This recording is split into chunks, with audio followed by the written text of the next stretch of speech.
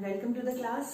आज हम जो टॉपिक पढ़ने जा रहे हैं वो है डायरेक्टर। ऑल्दो जो टॉपिक है वो बहुत लेंथी है और उसके लिए हमें बहुत सारा टाइम चाहिए, पर यहाँ पर मैंने उसको बहुत छोटा करके जो मेन पॉइंट है उसके डायरेक्टर से रिलेटेड वो यहाँ पर इस बोर्ड पे आपके सामने लिखे हुए हैं और वो सब मैंने इसमें एक्सप्लेन कर दिए हैं।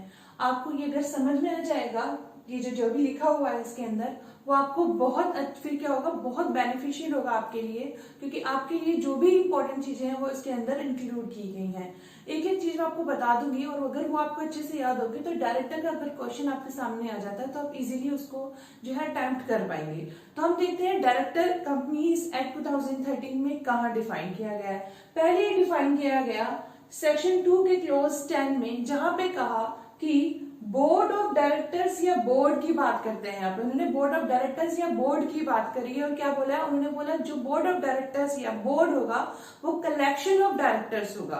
तो सेक्शन 2 के क्लोज 10 में क्या बात करते हैं कि जो बोर्ड ऑफ डायरेक्टर्स या बोर्ड है वो कलेक्शन ऑफ डायरेक्टर्स से है। तो अब इसी की सेक्शन 2 की क्लोज 34 में जो डेफिनेशन दी है वो कहा है directors appointed to the board of the company, यानी कि ये दोनों ही सेक्शन आपस में रिलेटेड है। तो आप ये दोनों ही डेफिनेशन जो है इस चीज की लर्न कर लीजिएगा। सेक्शन 2 के क्लोज 10 में बोर्ड ऑफ डायरेक्टर्स या बोर्ड का बताया, इसका मतलब कलेक्शन ऑफ डायरेक्टर्स, और सेक्शन 2 के क्लोज 34 में बताया director appointed to the board of company. अब ये डायरेक्टर होते क्या है, ठीक है, जैसे हमने प्रमोटर के केस में पढ़ा था कि जब प्रमोटर जो होते हैं, जब कंपनी इनकॉर्पोरेट होती है उससे पहले article of association banana, memorandum of association prepare करना, सब चीजें इकट्ठा करना और कैपिटल रेज करना, सब काम जो होता है, प्रोस्पेक्टस बनाना, ये सब कौन करता है, प्रमोटर करते हैं। तो ये भी मैंने आपको बताया था प्रमोटर वाली क्लास में कि हम जो है प्रमोटर को कभी भी नहीं मानते कि प्रमोटर जो है एजेंट या ट्रस्टी होता है। प्रमोटर और कंपनी के बीच फिड्यूशियरी रिलेशनशिप होता है। लेकिन डायरेक्टर की जब बात करें तो डायरेक्टर जो होते हैं कंपनी के एजेंट या फिर ट्रस्टी होते हैं। ये बात ध्यान रखिएगा, कंपनी के एजेंट या ट्रस्टी होते हैं। अब इस चीज से क्या कहना चाह रही हूं मैं, देखिए कंपनी हमें पता है एक लीगल एंटिटी होती है, मींस उसका मटेरियल एग्जिस्टेंस होता है, कुछ भी फिजिकल एग्जिस्टेंस नहीं होता। लेकिन कंपनी जो होती है क्या होती है, कैपिटल होती है, बिल्डिंग होती है और ये सब चीजें हुई। एक ऑब्जेक्ट होता है कंपनी का और उसका रजिस्ट्रेशन होता है, लेकिन वो रजिस्ट्रेशन, बिल्डिंग, कैपिटल सब मिला के अपने आप तो नहीं वो फंक्शन करेंगे ना, क्या करना पड़ेगा, कोई ना कोई पर्सन चाहिए, फिजिकल बॉडी चाहिए जो कि क्या करेगी, कंपनी को रन कराएगी, इन सब चीजों को, कैपिटल को, बिल्डिंग को, ऑब्जेक्ट को फुलफिल करेगी। तो जो बॉडी है जो करेगी काम, कंपनी के ऑब्जेक्ट को अचीव करेगी, वो है बोर्ड ऑफ डायरेक्टर्स या बोर्ड, और जिसके अंदर लोग फैसला लेंगे वो कौन होंगे, डायरेक्टर्स। अब अच्छा डायरेक्टर्स कौन होते हैं, डायरेक्टर्स देखिए जब आर्टिकल ऑफ एसोसिएशन बनता है उसी वक्त पहले से ही डिसाइड हो जाता है कि इन लोगों को डायरेक्टर बनाया जाएगा, ठीक है। लेकिन कई बार ऐसे होता है कि आर्टिकल ऑफ एसोसिएशन में मेंशन नहीं होता कि डायरेक्टर कौन होंगे। तो अगर फर्स्ट डायरेक्टर मेंशन नहीं है आर्टिकल ऑफ एसोसिएशन में तो जो मेमोरेंडम के सब्सक्राइबर होते हैं वही क्या बन जाते हैं, डायरेक्टर्स बन जाते हैं। और अगर 1% कंपनी है तो एक इंडिविजुअल मेंबर की कंपनी है तो एक इंडिविजुअली उसका डायरेक्टर बन जाएगा, किसका, कंपनी का। तो मेरी बात ध्यान रखिएगा, आर्टिकल ऑफ एसोसिएशन जब बनता है तभी से डायरेक्टर्स बता दिए जाते हैं कि ये डायरेक्टर्स है, और अगर नहीं है तो जो मेमोरेंडम के सब्सक्राइबर्स होंगे वो होते हैं हमारे डायरेक्टर्स। डायरेक्टर्स का मतलब जो डायरेक्शन देंगे, जो डायरेक्ट करेंगे कंपनी की पॉलिसीज को, कंपनी के वर्क को, कंपनी के प्रोग्राम्स, प्लान्स को, उन्हें बोलते हैं directors. Director appointed to the board of company कहाँ पे है, सेक्शन 2 के क्लोज 34 में। डायरेक्टर्स ट्रस्टी की तरह काम करते हैं, एजेंट की तरह काम करते हैं। एजेंट की क्यों, कि कंपनी और कंपनी के जिससे भी रिलेशन होगा, कोई भी जो भी स्टेक होल्डर्स होंगे कंपनी के, थर्ड पार्टीज होंगी कंपनी के जितने भी रिलेशन में आएंगी, उनके बीच में कौन करेगा, जो है एक लिंक की तरह काम करेगा, डायरेक्टर्स काम करेंगे। तो इसीलिए उनको कंपनी का एजेंट बोला है या फिर ट्रस्टी बोला है। ट्रस्टी इसलिए क्योंकि ट्रस्ट मान लिया कंपनी को तो उसकी वेलफेयर के लिए जो भी कदम उठाने पड़ेंगे वो कुछ कौन उठाएगा, डायरेक्टर उठाएंगे। और ये जो है सेक्शन 166 में ड्यूटीज बताई है डायरेक्टर की, उसमें बताया कि कंपनी के वेलफेयर से रिलेटेड, कंपनी के ऑब्जेक्ट से रिलेटेड जो भी काम करने होंगे वो डायरेक्टर को करने होंगे। और अगर डायरेक्टर कुछ भी काम ऐसा करते हैं जो कंपनी की पॉलिसी पॉलिसीज के अगेंस्ट है, या फिर कभी ऐसा हो कि उन दोनों के बीच में क्लैश हो, कि इन दोनों के बीच में कि कंपनी का कोई और ऑब्जेक्टिव है और डायरेक्टर के अपनी कुछ ऑब्जेक्टिव है, तो अगर दोनों के बीच में क्लैश हो, पहली बात तो डायरेक्टर कभी भी अपना ऐसे कोई ऑब्जेक्टिव सेट करेंगे ही नहीं जो कंपनी के अगेंस्ट हो। लेकिन कभी ऐसा हो जाए तो क्लैशेस में डायरेक्टर के ऑब्जेक्टिव नीचे रहेंगे और कंपनी के ऑब्जेक्टिव ऊपर रहेंगे। मींस कौन किसके ऊपर प्रायोरिटी होगी, कलेक्टिव इंटरेस्ट जो कंपनी का है उसके ऊपर होगा। और ये भी ध्यान रखनी है, कंपनी के जो आर्टिकल ऑफ एसोसिएशन में मेंशन की गई है डायरेक्टर्स की पावर, उसी के अकॉर्डिंग जो है ड्यूटीज को निभाएंगे डायरेक्टर, उससे अगेंस्ट नहीं जाएंगे।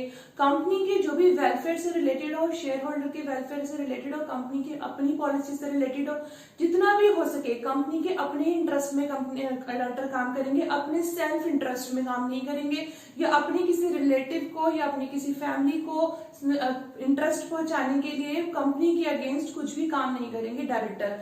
ये डायरेक्टर्स की ड्यूटीज हैं। और अगर डायरेक्टर्स सेक्शन 166 में जो ड्यूटीज बताई गई हैं उनका कॉन्ट्रावेंशन करते हैं, उनके अगेंस्ट जाते हैं, तो उनके लिए फिर पनिशमेंट है। पनिशमेंट के तौर पे 1 लाख रुपए से लेके 5 लाख रुपए तक के उनके पर फाइन इंपोज हो सकता है। तो हमको ये बात ध्यान रखनी है कि सेक्शन 166 में का डायरेक्टर की ड्यूटी बताई गई, और director as a trustee, as an agent काम करते हैं कंपनी के, क्योंकि कंपनी क्या है, लीगल एंटिटी है, उसको चलाने के लिए कोई ना कोई चाहिए।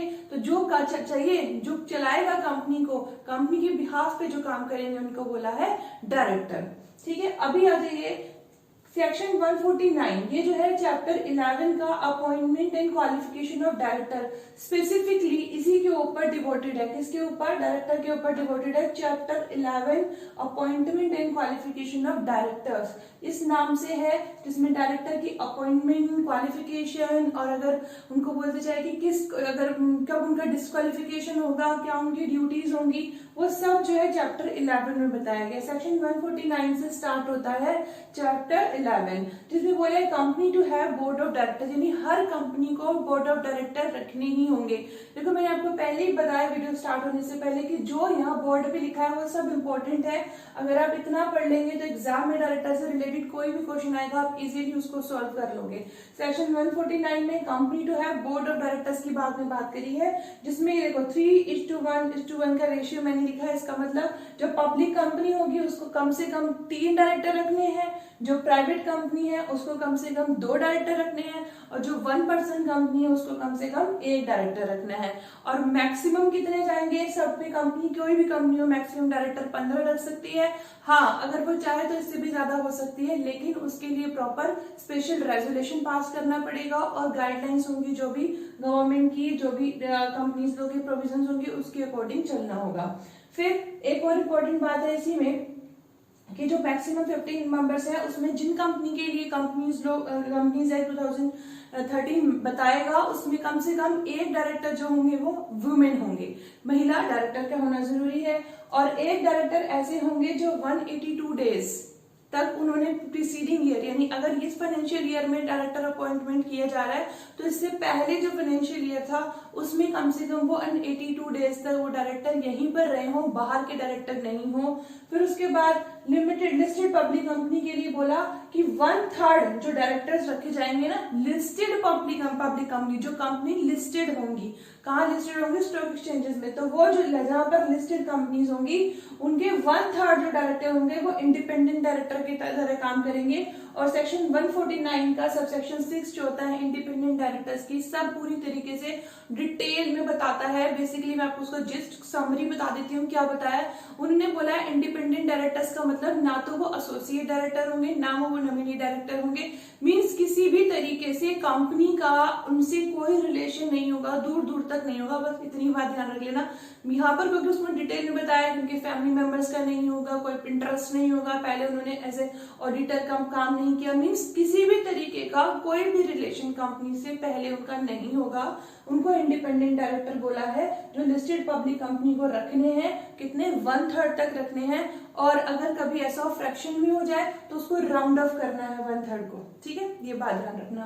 फिर आ जाइए सेक्शन 152 पे, जहाँ पे अपॉइंटमेंट ऑफ डायरेक्टर्स की बात करी है, मैंने पहले ही आपको ये बता दिया कि आर्टिकल ऑफ एसोसिएशन में पहले से ही मेंशन होता है कि किनको हमने रखना है डायरेक्टर, और अगर कभी नहीं हुआ तो सब्सक्राइबर टू मेमोरेंडम जो होंगे वो बनेंगे डायरेक्टर्स। फिर उसके बाद आ जाइए अपॉइंटेड बाय, और जो अगर आर्टिकल जो भी डायरेक्टर्स अपॉइंट किए जाएंगे वो कंपनी अपॉइंट करेगी इन जनरल मीटिंग। तो जनरल मीटिंग होती है कंपनी की, उसमें जो है कंपनी क्या करेगी, डायरेक्टर अपॉइंट करेगी। नेक्स्ट पॉइंट देखिए, हर एक डायरेक्टर को आइडेंटिफिकेशन नंबर, क्या डायरेक्टर आइडेंटिफिकेशन नंबर रखना जरूरी है। ये एक इस तरीके की डिस्क्वालिफिकेशन भी बन सकती है कि अगर किसी डायरेक्टर के पास DIN नहीं है, डायरेक्टर आइडेंटिफिकेशन नंबर नहीं है, तो वो जो है उसकी डिस्क्वालिफिकेशन की तरह काम करेगा। मीन्स वो पर्सन जो है वो डायरेक्टर अपॉइंट नहीं किया जा सकता है। तो डायरेक्टर आइडेंटिफिकेशन नंबर की जो बात करिए वो सेक्शन 153 में है कि एप्लीकेशन देनी होगी। जो डायरेक्टर जिसको आइडेंटिफाई किया गया है कि आपको हम डायरेक्टर बनाएंगे, तो उसको क्या करना पड़ेगा, एप्लीकेशन देनी होगी सेंट्रल गवर्नमेंट को कि मुझे DIN इशू कर दीजिए। और सेक्शन 154 में सेंट्रल गवर्नमेंट जो होगी with in 1 month, basically 30 days है, 30 दिन के अंदर अंदर जो पर्सन जिसने एप्लीकेशन दी है DIN के लिए, उसको वो DIN इशू कर देगी। हाँ, सब चीजें देखने के बाद में पर्सन एलिजिबल है, DIN नंबर इशू कर दी जाएगा।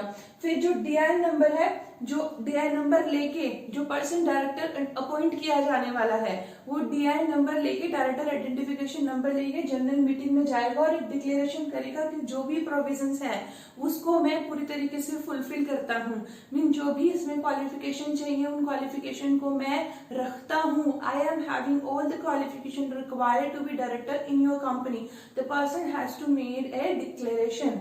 फिर आता है कंसेंट, उसको कंसेंट भी चाहिए। किसकी कंसेंट चाहिए, ROC की, रजिस्ट्रार की। और वो जब उसको पता चला है कि मुझे इंडिपेंडेंट डायरेक्टर, सॉरी मुझे जब डायरेक्टर बनना है, तो उसको रजिस्ट्रार के पास अपनी कंसेंट देनी है कि हाँ मैं डायरेक्टर बनने के लिए तैयार हूँ, और विद इन 30 डेज अपनी कंसेंट देनी जरूरी है। जब उसको पता चला उसके 30 दिन के अंदर अंदर उसको अपनी कंसेंट देनी जरूरी है। तो ये बात हमने पढ़ ली। जो इंपॉर्टेंट पॉइंट थे ये डायरेक्टर से रिलेटेड वो मैंने आपको पढ़ा दिए हैं। आई होप आपको क्लियर होंगे। और if you like the class, do not forget to subscribe the channel and like and share with your friends.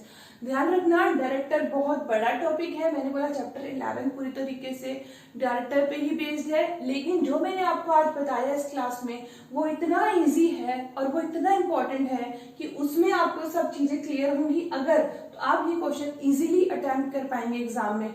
एक चीज और इम्पोर्टेंट है, डिस्क्वालिफिकेशन की भी बात की है कि डिस्क्वालिफिकेशन कब, क्या पर्सन डायरेक्टर बनने के लिए कब डिस्क्वालीफाई हो जाएंगे। जैसे सिंपल, कोई भी पर्सन जो कॉन्ट्रैक्ट बनाने के लिए एलिजिबल नहीं है, सब वही आएगा। जैसे अनसाउंड माइंड नहीं होना चाहिए, इंसॉल्वेंट डिक्लेयर नहीं होना चाहिए, है ना। इस तरीके की जो भी गाइडलाइंस है ना, वो सब यहाँ पे एप्लीकेबल होती हैं। मेन चीजें जो आपको याद करनी है वो यही सेक्शन याद कर रहे हैं, section 2 close 10, section 2 close 34, section 149, section 152 और सेक्शन 166 ड्यूटीज। और अगर आपको ये क्लियर है तो आप एग्जाम से बिल्कुल अच्छे से लिख पाएंगे ये डायरेक्टर के बारे में। Thank you so much for listening. Have a nice day. Keep learning, keep smiling.